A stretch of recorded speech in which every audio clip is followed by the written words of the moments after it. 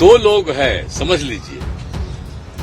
एक राज कर रहा है और दूसरा उसके साथ उसका एक है, एजेंट है। अब वो मिलकर के ये सब इधर उधर कर रहा है, समझ गए ना। श्रद्धेय अटल जी के नेतृत्व में जो पार्टी था कितना बढ़िया से काम किया था। अब आजकल अभी लोग कुछ काम कर रहे हैं जी कि सब चीज पर कब्जा कर लिए हैं, खाली अपना प्रचार कर रहे हैं और जहां भी अच्छा काम होता उसकी कोई चर्चा नहीं होती। क्या हुआ था वहां? अटल जी तो बहुत नाराज थे, श्रद्धेय अटल जी। तो ये सब जरा छोड़ दीजिए, इन लोगों का कुछ नहीं है, कोई मतलब नहीं है। नमस्कार, नवभारत टाइम्स में आपका स्वागत है। तो आज चर्चा करते हैं लंबे अरसे के बाद बिहार के सीएम नीतीश कुमार की। जी हाँ, नीतीश कुमार जो अभी बिहार में हुए दंगों के बाद आज उन्होंने चुप्पी तोड़ी है और उनकी क्या भूमिका रही दरअसल इस पूरे दंगे में, इस पर हम आज चर्चा करेंगे। तो नीतीश कुमार की जो पूरी राजनीति है, उसकी जो थ्योरी है वो 3C के इर्द गिर्द घूमती रही है। 3C मतलब कैट, आपने सही समझा। वही 3C जिसके बूते नीतीश कुमार कभी राजनीति में छक्के लगाते थे, अब वही 3C उनको क्लीन बोल्ड करने पर आमादा है। जिम्मेदार वो खुद हैं। आप समझ गए होंगे, ये 3C है कम्युनलिज्म, करप्शन और क्राइम, जिससे बिहार के सीएम दावा करते आए हैं कि वो कभी समझौता नहीं करते इन 3C से। इसी के सहारे वो कुर्सी कुमार की छवि को भी काटने की कोशिश करते हैं। मतलब जब कोई कहता है कि अरे आप तो कुर्सी कुमार हैं, यानी पलटमार पॉलिटिक्स को कभी भ्रष्टाचार तो कभी सांप्रदायिकता के नाम पर जायज ठहराने की पॉलिटिक्स। लेकिन इसकी भी तो एक्सपायरी डेट होती है, तो वो टाइम आ गया है। आज जब बिहार की हवा में दंगों की महक फैली हुई है, तब नीतीश कुमार लाचारी का लबादा ओढ़े हाजिर होते हैं पटना में। और तीनों C से समझौता कर चुके नीतीश के पास अब कोई रास्ता दरअसल बचा नहीं है। जिन गलियों से होकर वो सत्ता शिखर तक पहुंचे हैं, वहां का दरवाजा बंद हो चुका है। अमित शाह भरी सभा में ये ऐलान कर चुके हैं। अब जो रास्ता उन्होंने खोला है, वहां करप्शन वाला C उनकी तेजी बिगाड़ रहा है, माने नीतीश की तेजी। बिहार में क्राइम वाले C की हालत तो पहले से आप जानते हैं। कत्ल, लूट और अपहरण के पुलिसिया रिकॉर्ड से आपको इसका आंकड़ा भी पता चल जाएगा। और दिन ब दिन जो खबरें आती हैं वो इसके लिए पर्याप्त है, आंकड़े देखने की जरूरत नहीं है। लेकिन हम आज जो चर्चा करते हैं उसको वो तीसरा वाला C यानी कम्युनलिज्म, उसी पर फोकस करते हैं। नीतीश कुमार का गृह जिला नालंदा और सासाराम दंगों की आग में झुलसा हुआ है, हम सबको पता है। जब पटना में पत्रकारों ने नीतीश कुमार से पूछा तो उन्होंने इसके लिए भाजपा के शीर्ष नेतृत्व को जिम्मेदार ठहराया, बिना नाम लिए। पहले सुन लीजिए कि वो क्या कहते हैं।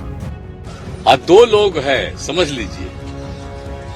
एक राज कर रहा है और दूसरा उसके साथ उसका एक है, एजेंट है। अब वो मिलकर के ये सब इधर उधर कर रहा है, समझ गए ना। श्रद्धेय अटल जी के नेतृत्व में जो पार्टी था कितना बढ़िया से काम किया था। अब आजकल अभी लोग कुछ काम कर रहे हैं जी कि सब चीज पर कब्जा कर लिए हैं, खाली अपना प्रचार कर रहे हैं और जहां भी अच्छा काम होता उसकी कोई चर्चा नहीं होती। क्या हुआ था वहां? अटल जी तो बहुत नाराज थे, श्रद्धेय अटल जी। तो ये सब जरा छोड़ दीजिए, इन लोगों का कुछ नहीं है, कोई मतलब नहीं है। अब आपको अंदाजा हो गया होगा जो उन्होंने कहा। कैसे वो कह रहे हैं कि दो आदमी इधर उधर कर रहा है, एक कौन राज कर रहा है और कौन उसका एजेंट है। न मुझे नाम लेने की जरूरत है, न आपको। ये समझने और समझाने की चीज है जो नीतीश कुमार ने आज कोशिश की। खैर, अब दिक्कत ये है कि उनका जो इशारा था अमित शाह की तरफ, जब उन्होंने कहा कि सासाराम जाने वाले थे एक नेता, और वही जाने वाले थे, अचानक उन्होंने उसको टाल दिया हिंसा के कारण।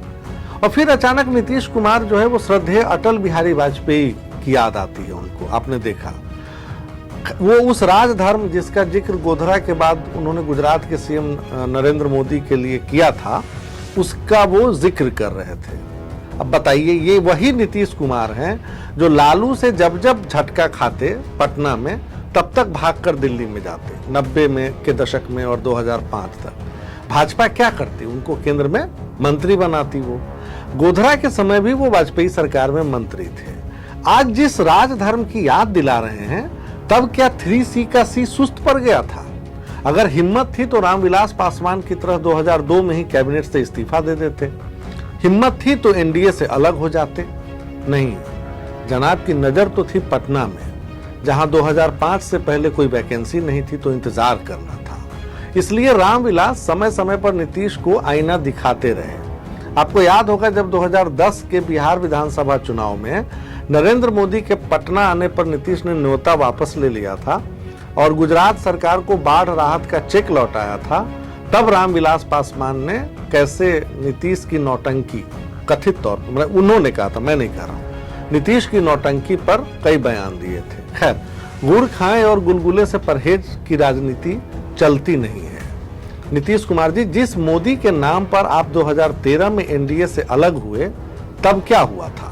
मतलब अगर आप देखें भी कि जब एनडीए से अलग होते हैं तब क्या होता है। दरभंगा में इंडियन मुजाहिदीन के टेरर मॉड्यूल का खुलासा होता है। आपको याद होगा कैसे यासीन भटकल दरभंगा के फसीह और नालंदा के अंजुम के साथ मिलकर स्लीपर सेल बनाता है और पूरे देश में आतंकी हमले की साजिश रचता है। ये हमें याद है। किसी ने सोचा नहीं था कि बुद्ध की धरती पर आतंकी संगठन जमीन के भीतर ही भीतर अपना संगठन बनाएंगे। भटकल और अख्तर नेपाल से बिहार, बिहार से नेपाल करते रहे। नीतीश की सरकार सोई रही। और मैं नीतीश की सरकार जब कहता हूं तो गृह मंत्री के नाते जिम्मेदारी उनकी बनती है। मोदी की रैली में गांधी मैदान में बम धमाके होते रहे। आप कहेंगे ये तो पुरानी बात है, तो ताजा की तरफ लिए चलता हूं। जब करप्शन वाले सी के नाम पर नीतीश कुमार ने 2017 में भाजपा का दामन थामा, तब क्या हुआ? 2017 और 18 लगातार 2 साल 9 जिले सिवान, नालंदा, भागलपुर, दरभंगा, समस्तीपुर, मुंगेर, औरंगाबाद दंगों में झुलसे। क्यों हुए दंगे? भागलपुर में अश्विनी चौबे के बेटे अरिजीत शाश्वत ने रामनवमी की रैली ही तो निकाली थी, फिर पत्थरबाजी कहां से हुई? और आज जब बिहार फिर झुलस रहा है तो नीतीश कुमार उस वाकये को याद करते हैं और कहते हैं कि देखिए कैसे हमने अरेस्ट किया था उस मंत्री के बेटे को। अरे भाई, ये तो सांप्रदायिक राजनीति की इंतहा है।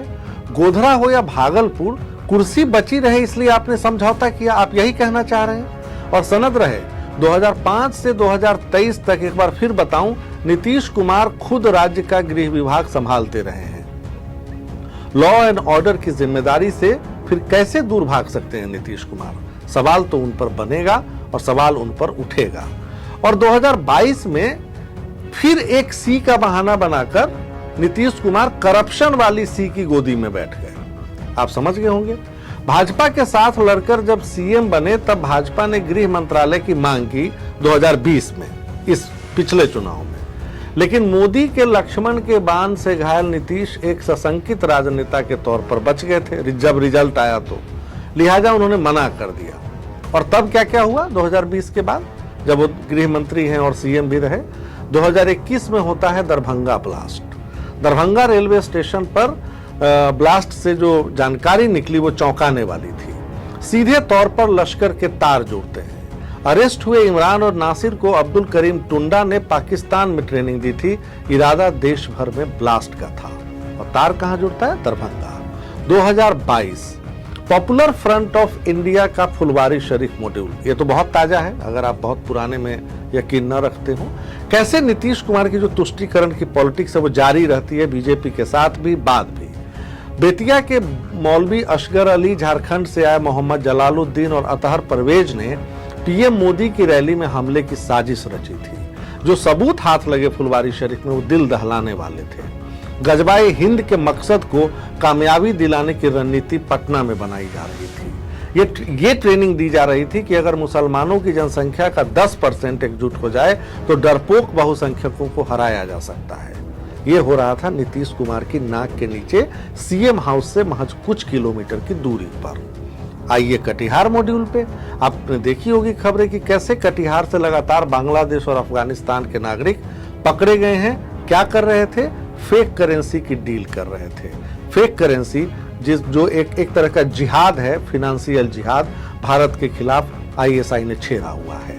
खैर, अब सवाल उठता है कि बिहार के गृह मंत्री नीतीश कुमार क्या कर रहे हैं? ठीक है, तेजस्वी ने चांप चढ़ा दिया है और वो फंस गए हैं, लेकिन बिहार को आतंकवाद की सुलगती आंच पर बिठाने की जिम्मेदारी से वो कैसे बच सकते हैं? सांप्रदायिकता के नाम पर अपना वजूद बचाए रखने की राजनीति करने वाले नीतीश कुमार तुष्टीकरण की लालू और कांग्रेस की नीति पर चल पड़े हैं। और नालंदा सासाराम से महीने भर पहले क्या चल रहा था खेल? ये तो दंगे आज हो रहे हैं, 1 महीने पहले से क्या हो रहा था बिहार में? कोई रामचरितमानस और मर्यादा पुरुषोत्तम राम को अपमानित करने चलेगा? विधानसभा में बार बार राम के नाम पर टिप्पणी की जाएगी, रामचरितमानस को कूड़ा साबित किया जाएगा और ये नीतीश कुमार स्वीकार करेंगे? ये कैसी राजनीति है? ऊपर से अपने विभाग से ऑर्डर निकालते हैं। इसी 17 मार्च को रमजान के महीने में मुस्लिम सेवकों के नाम पत्र होता है जारी और ये कहा जाता है कि वो 1 घंटा ऑफिस देर से आ सकते हैं और 1 घंटा पहले जा सकते हैं। ये हो रहा है बिहार में। कभी आपने सुना है कि नवरात्र के मौके पर हिंदुओं को ऐसी आजादी मिली हो या चिट्ठी जारी हुई हो? यही कुर्सी कुमार का राजधर्म है। तुष्टीकरण के नाम पर दंगाइयों को चारा देने वाले नीतीश कुमार किस मुंह से मोदी और शाह को जिम्मेदार ठहरा रहे हैं? आपसे बेहतर तो लालू थे। सत्ता में आते ही उनके भी एक दंगा हुआ था, आपको याद होगा, सीतामढ़ी में। फिर मैं पुरानी तरफ ले चलता हूं, थोड़ा पर्सपेक्टिव मिलेगा। साल 1992 का था। अब संजोग देखिए, बरबोले लालू ने भी नारा दिया था जब वो 90 में सीएम बने थे कि बिहार के मुसलमानों की जिम्मेदारी यादवों की है, बचाने की जिम्मेदारी। एक मुसलमान को बचाने के लिए 10 यादव कुर्बान हो जाएं तो कोई बात नहीं। और जब दंगे हुए तो यादव बनाम मुसलमान। दुर्गा पूजा का मौका था। मूर्ति विसर्जन के दौरान सांसद नवल किशोर राय और विधायक शाहिद अली खान के समर्थकों के बीच झड़प होती है सीतामढ़ी में, जिसमें 37 लोग मारे जाते हैं। वो इतना विकराल रूप ले लेती है। लेकिन लालू ने एक काम किया, उन्होंने पटना छोड़ा, सीतामढ़ी को ही अपना घर बना लिया। तब तक वहीं डटे रहे जब तक कि आग ठंडी नहीं पड़ गई। और एक उनके यार नीतीश कुमार हैं जो दंगे के धुएं के बीच इफ्तार पार्टी में विजय चौधरी की प्लेट से चटकारे ले रहे थे और नेपथ्य में लाल किले की तस्वीर थी। तो अब बिहार की जनता ये बताएगी कि किस सी की बिना पर लाल किले की प्राचीर से झंडा फहराने की हसरत वो पूरी करने वाले हैं। आज के लिए इतना ही। शुक्रवार को फिर मिलूंगा, तब तक के लिए नमस्कार।